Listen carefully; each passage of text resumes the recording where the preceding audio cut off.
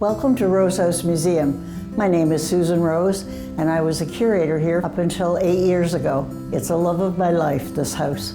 It's the first board and batten house in the county, and it was built in the early 1800s, and we're finding maybe 1796 could be a date. This is a very community-operated museum, the community having the history, and the folks who live around here have heritage to this site. The room we're in now is called the parlor. And the parlor wasn't used very often, only on Christmas, visits with the Reverend, or with a special occasion, or a laying out of a body for a cemetery. The other two rooms off the parlor are the youngest child's room, and they would sleep down here until they got older and able to be on their own. Then they would go upstairs to the loft, which was one big room, and imagine 10 kids sleeping up there at a time. To the right is the adult bedroom. Now, if you notice in there are no dressers or anything. Their clothes were minimal. They were in suitcases or boxes under their bed. And it's a rope-strung bed. Not very comfortable. And we have some clothing on display in here that is actually gorgeous. It does our hearts good to be able to show this collection to the public. I'd like to show you this photograph of Miss Meinecker, who has no connection to this house, but in the 1800s, this is what a grandmother or a late woman in her years would look. Her face is so soft, but she does not have a tooth in her head. And the clothing depicts, we have all of this clothing on display here at Rose House, so it makes it a kind of warm and fuzzy place to visit. I would like to show you the pigs.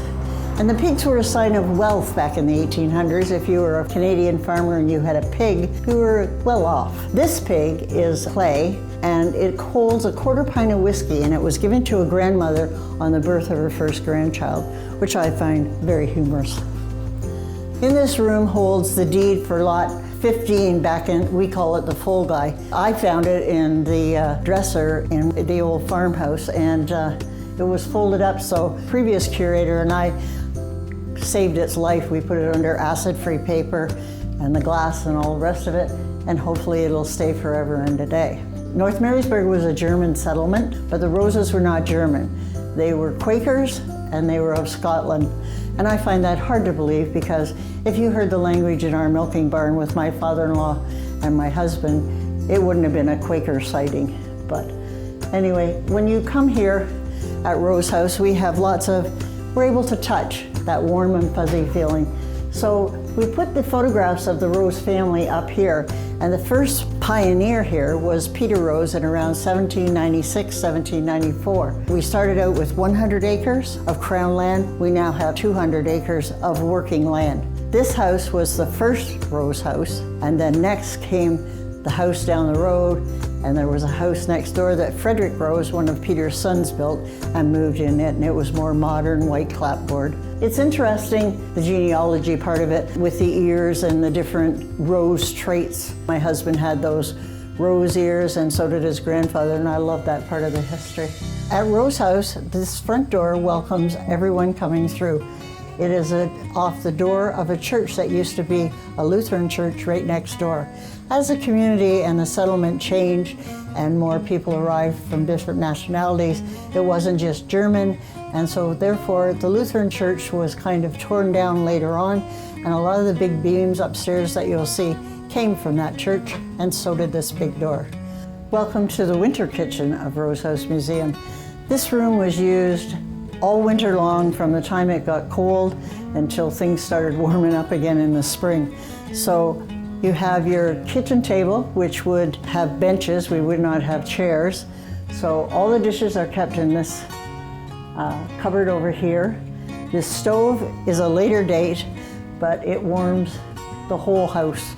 So it's a goodie. It even has an oven inside it. In the late 1700s and 1800s, the families used to keep their logs of births, deaths, whatever, on big notable paper like this, and sometimes they'll have pictures. So when you're doing genealogy, it's not the written fact you have to look for, it's a lot of these different items that will hold the genealogy for your family. So this room was called the pantry room. And if you're traveling around the countryside and you see old abandoned farmhouses, lots of times you'll see a little room built off the back of the farmhouse. People called it the pantry room. Lo and behold, in the 1700s, it was called the birthing or the borning room. And it was a room where mom came, had her baby, got up and probably cooked dinner. In here now is the pantry. And we have varieties of cooking, washing. This is all the laundry stuff. And I have to tell you a little story. These are leg stretchers. In the old days, the men's pants were pure wool. So you know how itchy they were. But when they washed them, they didn't want them to shrink. So those sprung together. And when you put them down on the leg of the pant, it would hold them out from shrinking. This was the sink. No running water, all pump. The laundry, everything was done in this little room. In the 1800s, this was the ice box. And down below, you would put the ice in there. So that's when settlements started up and you had an iceman coming along. In this room, we also have displays of the layers of wallpaper. And wallpaper today, we take it off and we put it on. Back then, they would leave it on the walls, add it up, kept the house a little warmer. This is the back of the cupboard that we saw in the winter kitchen, and it is covered in different layers of wallpaper. The oldest being this one with a blue cobalt color in it, and the cobalt is still true blue. Welcome to the summer kitchen. This is one of the busiest rooms in this house. In the summertime, all the pickling, canning, getting ready for winter was done in this room. The fireplace was the main focus of this room. There was a fireplace on this end and a fireplace on the other end of the house in the parlor, and the heat pipes ran right through. There was no heat upstairs, so when the children got up, they came down quickly. This cabinet here is what we call a baking table, and it folds down, but if you notice, people back then were quite shorter than we are, because if I had to use this, I would have had a very sore back. Thanks to the community, we have all these collections of everything. This is called a scrubber, and what we call SOS, this is what it was back then, minus the soap. So you know the hard work that these people were doing. All the vegetables that they grew, they pickled them and they canned them. That was the only way to keep it safe to eat.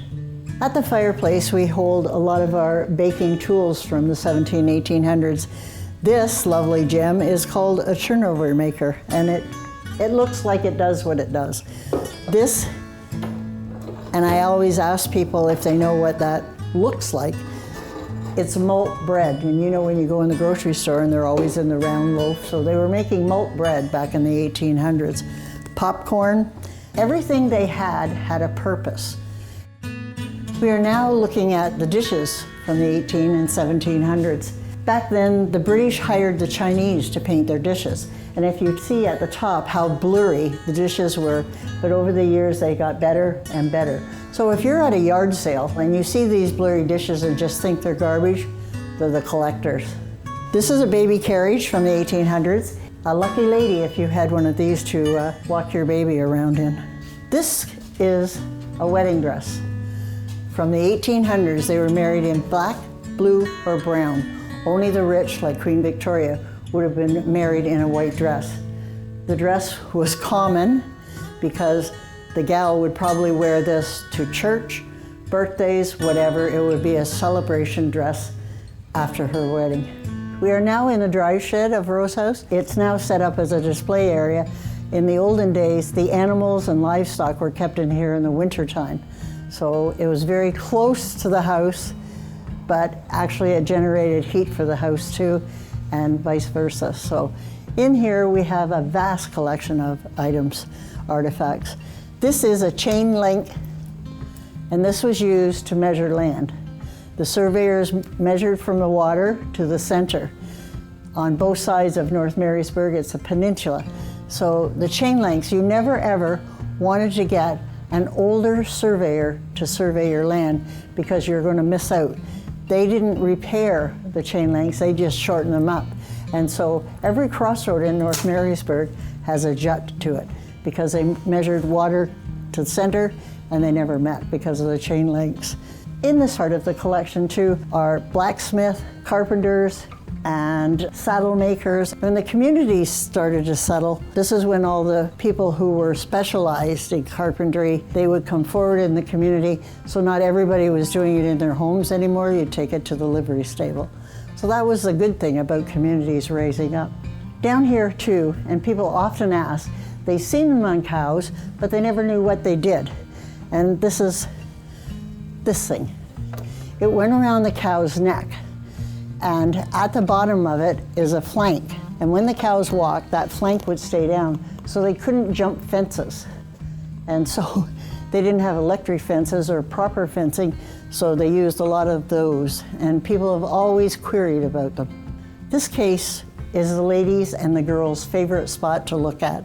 It consists of all the dolls and toys collected from that time period. If you were a farm grid, you had what they call penny dolls, and they're down front, and they're just a teeny tiny enamel doll. And the girls would make clothing with them. If your dad was a lawyer or a doctor, you had the porcelain face dolls up there with the sawdust bodies. This little case here carried the penny dolls, which I think are just a gem. The dishes were of the period. They had many, many little dishes, and wooden toys as forks, knives, rolling pins. Down here we have puzzles, and in the back of this case is a very interesting 4 sticks. And I never knew what these sticks were, but they're ivory and they were musical sticks, so they made music by clanging them together with those sticks. We are now at the glass case that housed a lot of our very precious and fancy ladies' items. And when I told you about community museums, I'm not kidding. These buttons were all sent to us from the Roth family in our community, and their great-great-grandfather and grandmother overseas made buttons, and they have held on to these and donated them to us. So it's a very nice community museum. In here exists all the fans, and these fans came from a local lady, Mrs. Burley, who has long since gone, but she valued her fans. And in her earlier years, we used to serve tea here, and she would bring her friends up and they would peruse Mrs. Burley's fans. So in the day, these were high-end. Like farmers at Rose House didn't have these kind of fan. We would have ones over here made of reeds. The blouse depicts the size of the people back then. So this is a lady's blouse, and you'd swear it was like a 10-year-old blouse today, but it's very fine. And that probably would be the only blouse this woman ever owned. Okay, we're now enjoying the collection of hats, etc., from the 1800s. Here's a little black hat that I was telling you before that Miss Meinecker had on inside the parlor. This is a child's jacket. It's black, it's velvet, it's purple, and it's hand sewn, and it's actually wonderful and still intact. We also have numerous hats. This is a hat pin collection.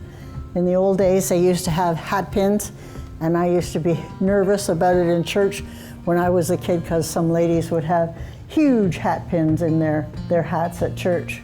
I don't see that much anymore. Overall, our hat collection is one of our prized gems, and we keep it safe all year round.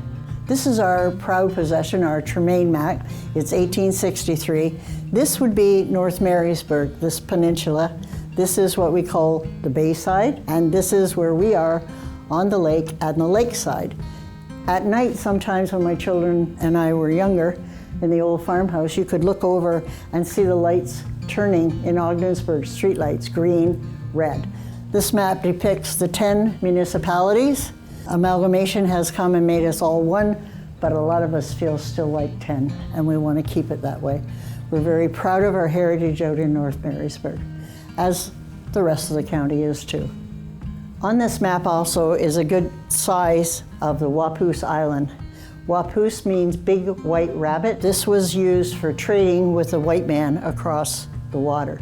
Eventually this did get farmed out, and Dutch families, the Shoemakers and the Thissons, had Waupoos Island and made a good living on it because the canning factory was over here, so they would just ship their produce across the bay on the ferry.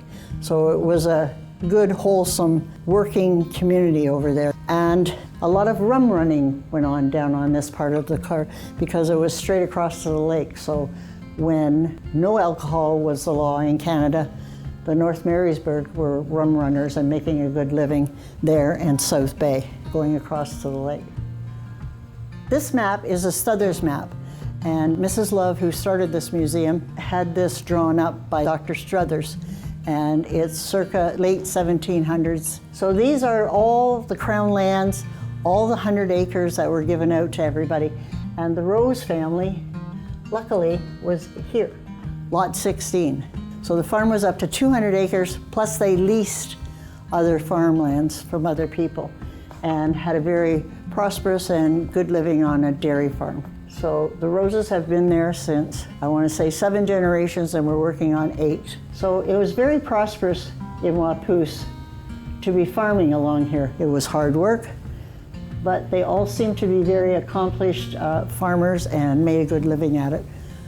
Hello, my name is Mark Rose. I am the 7th generation Rose family member. My mom started the tour for you. She's handing it off to me to take you upstairs to see where the older kids slept, played, recreated, basically spent a lot of their time up here. So let's go.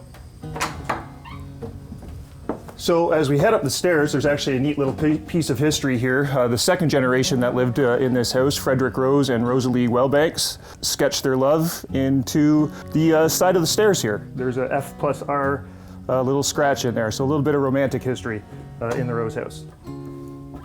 So we're up here on the 2nd floor of the Rose House Museum. So this is a big, obviously one open room. So when you graduated from the youngest child's room downstairs and you outgrew that, or you were replaced by a younger sibling, you moved up here with your older sibling. So picture this big open space with, 6 to 8 beds, each housing the older children of the family. So, no Xboxes, no PlayStations up here. It was hot as heck in the summer, cold as heck in the winter, so you couldn't wait to get downstairs to get warm where the big roaring fire was.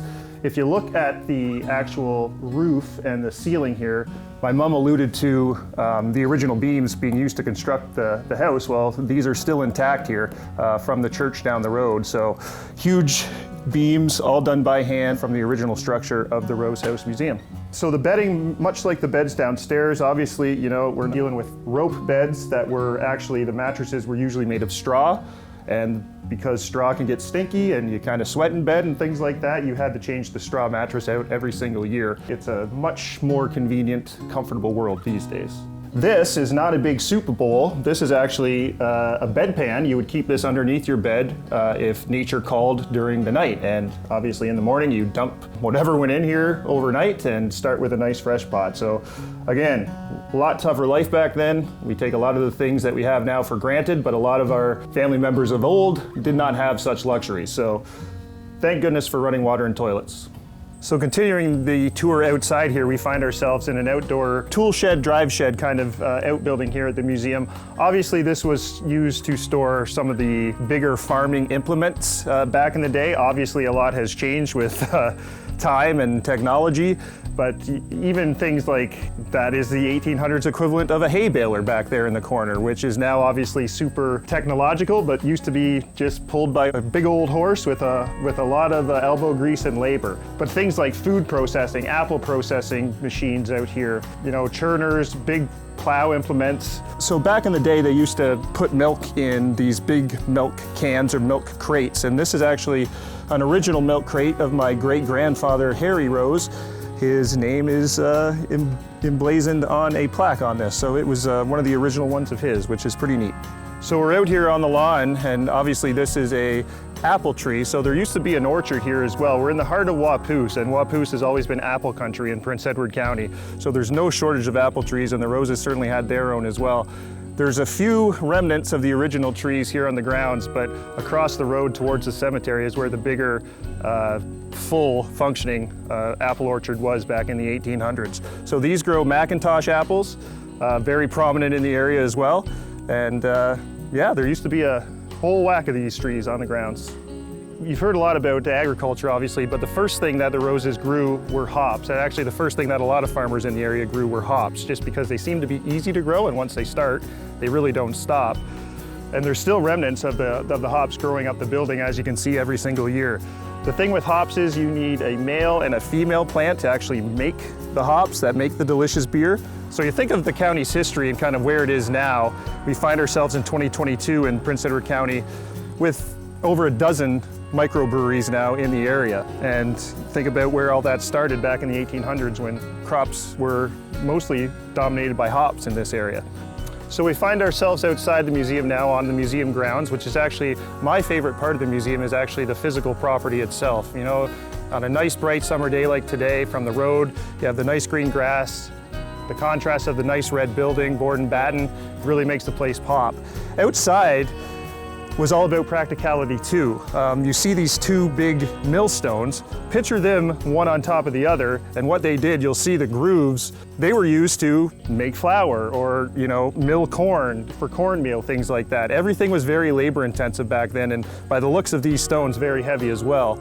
When it comes to the gardens, that also served a practical application back in the 1800s, because you weren't only your own butcher, but you were also your own tailor and your own druggist as well. So, you know, you also had to make sure that you had things on hand to keep people healthy and get them better when they're sick, and a lot of that was obviously done just through the gardening here. So we find ourselves in the beautiful Rose Cemetery. This is the original family homestead cemetery in Prince Edward County down here in Waupoos, but I'm at the grave of the builder of the Rose House Museum, or the first family that lived in it, Peter Rose. You won't see kind of that detail on modern gravestones, but back then those kind of little things were important. So we find ourselves now towards the eastern end of the cemetery, and as you walk from west to east, the cemetery kind of modernizes, obviously. So we're here at the resting place of my grandfather, the last one born in the museum in 1924. Grandpa died in 1998. And my grandmother, his partner, obviously, we lost her in 2018. And then we're actually here with my father as well, who we unfortunately lost last year in 2021. The museum was very important to my dad as well. It's very important to me. So, you know, none of that family history is lost in, you know, the newer generations. It's really is a matter of the heart, and it's really important to the family that the museum is maintained and that it's visited and enjoyed by everybody.